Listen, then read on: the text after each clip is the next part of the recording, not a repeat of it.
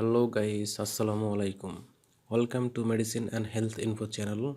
Allergy related নতুন আরেকটি ভিডিওতে আজকে আপনাদেরকে একটি খুব কার্যকরী মেডিসিন এবং মেডিসিনটির জেনেরিক নাম, প্রস্তুতকারক কোম্পানির নাম, মেডিসিনটির কাজ, দাম, খাওয়ার নিয়ম ও সাইড ইফেক্ট সম্পর্কে আলোকপাত করার চেষ্টা করব।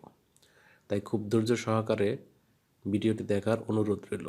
ভিডিওটি শুরু করার আগে আপনাদের প্রতি অনুরোধ, আপনি যদি আমার চ্যানেলে নতুন হয়ে থাকেন তাহলে অবশ্যই নতুন নতুন ভিডিও পেতে চ্যানেলটি সাবস্ক্রাইব করা সহ লাইক, কমেন্টস এবং শেয়ার করতে ভুলবেন না।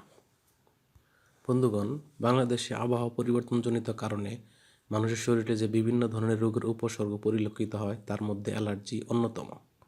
অ্যালার্জির লক্ষণগুলো হলো শরীর লাল ও চাকা চাকা হবে, নাক ও চোখ দিয়ে পানি পড়বে, হাঁচি হবে, চোখে ও শরীরে চুলকানি হবে ইত্যাদি।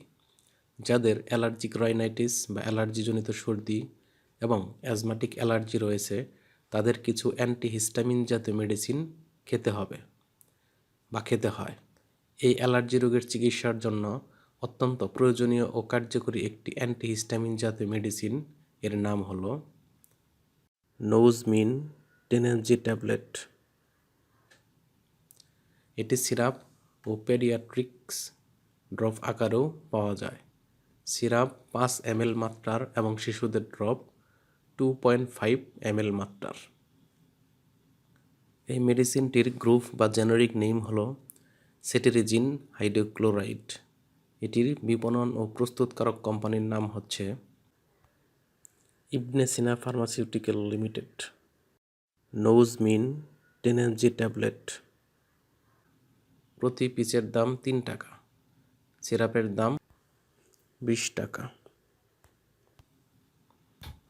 খাওয়ার নিয়ম: যাদের বয়স 6 মাস থেকে 2 বছর তারা দৈনিক হাফ চা চামচ করে দিনে একবার খাবে। যাদের বয়স 2 থেকে 6 বছর তারা দৈনিক 1 চা চামচ করে দিনে একবার খাবে, এবং যাদের বয়স 6 বা তার ঊর্ধ্বে তারা দৈনিক 1টি করে ট্যাবলেট অথবা 2 চা চামচ করে দিনে 2 বার সেবন করতে হবে।